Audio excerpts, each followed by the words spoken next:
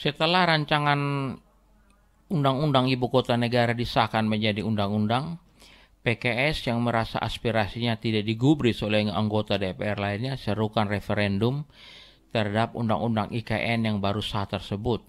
Bahkan interupsi PKS pun tidak direspon oleh Ketua DPR saat itu, Puan Maharani, sebagai pimpinan sidang. Tujuan PKS serukan referendum adalah untuk mengetahui apakah rakyat benar-benar ingin pemindahan ibu kota saat ini.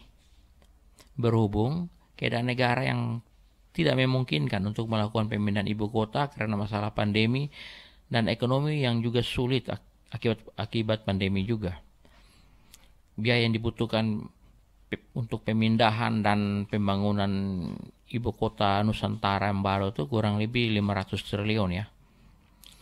Respon dari Mahfud MD adalah istilah referendum tidak dikenal dalam sistem hukum dan tata negara Indonesia, sehingga seruan PKS untuk mengadakan referendum tidak bisa dilakukan. Tetapi yang menarik adalah perhatian dari netizen yang membalas dengan tegas dan mengatakan referendum untuk pembubaran PKS saja. Kalau saya pribadi mudah sekali menjawab pertanyaan PKS seperti di atas tentang waktu yang tidak tepat pemindahan ibu kota saat ekonomi sulit seperti ini. Karena program pemindahan ibu kota itu gunakan dana berkelanjutan mencapai sekitar 20 tahun, jadi bisa dicicil bertahap sehingga ringan. Pemindahan ibu kota juga akan meringankan beban Jakarta yang sudah sangat berat itu. Bahkan menjadi lebih berat lagi karena sering ada demo dari kadrun, bawa nama-nama Tuhan dan agama lagi. Biaya yang dikeluarkan pemerintah untuk tangani mereka tidak sedikit, itu pun belum termasuk biaya renovasi akibat kerusakan dan seterusnya. Karena tidak mungkin kadrun disuruh memperbaiki kerusakan fasilitas umum kan.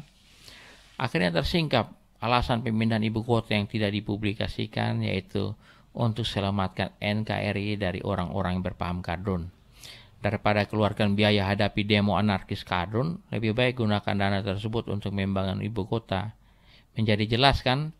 Saya yakin semua kita sudah mengetahuinya, hanya pura-pura tidak tahu saja.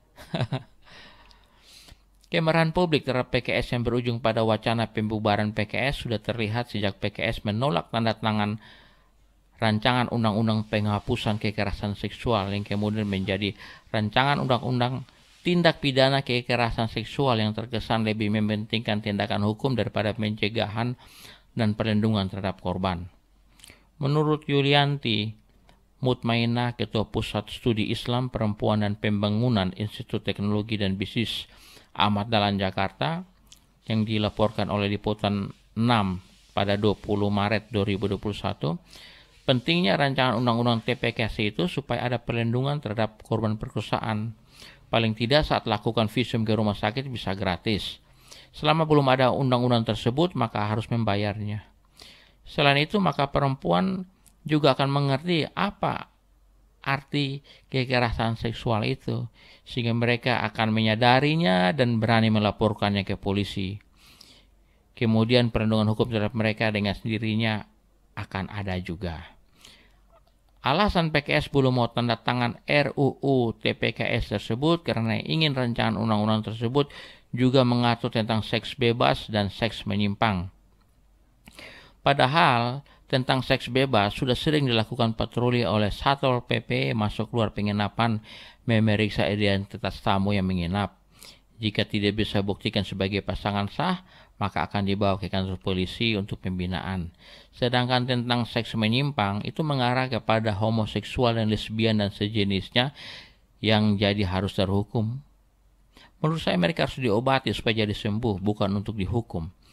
Jika aspirasi PKS diterima, maka bisa menjadi seperti yang terjadi di Afghanistan saat ini, di mana homoseks dan lesbian dibunuh, sedangkan di Indonesia mungkin mereka belum dibunuh langsung, tapi akan mengalami kekerasan dari masyarakat lainnya yang berpandangan seks yang berbeda sebelum akhirnya harus terhukum juga. Kemudian untuk mencegah seks bebas, maka akan diadakan cek keperawanan bagi para wanita. Sedangkan bagi para pria, apakah akan dilakukan tes keperjakaan juga? Kan harus adil. Semuanya akan menjadi sulit sebab mayoritas masyarakat NKRI yang penduduknya mayoritas muslim itu sejak kecil sudah disunat. Miris ya, para wanita jadi korban lagi karena mendapat perlakuan rasis berdasarkan gender. Jujur saja, menurut saya itu pola pikir Taliban. Kalau memang PKS sudah menjadi mirip Taliban yang hidup untuk golongan sendiri saja dan berdasarkan penafsiran agama versi mereka saja, jika mereka seperti Taliban, sebaiknya dibubarkan saja.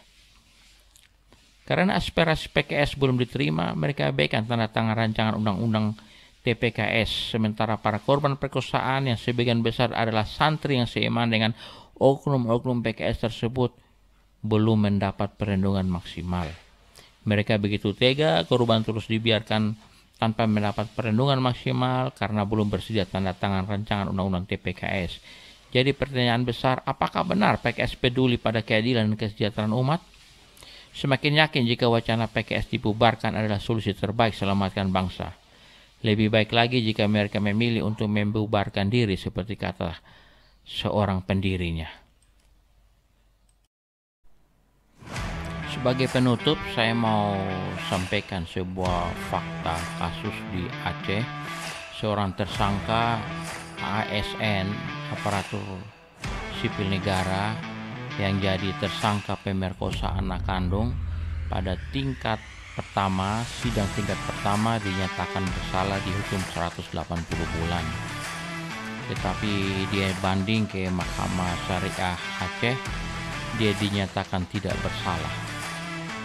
Seharusnya PKS juga memperhatikan fakta ini. Ini terjadi Oktober 2021.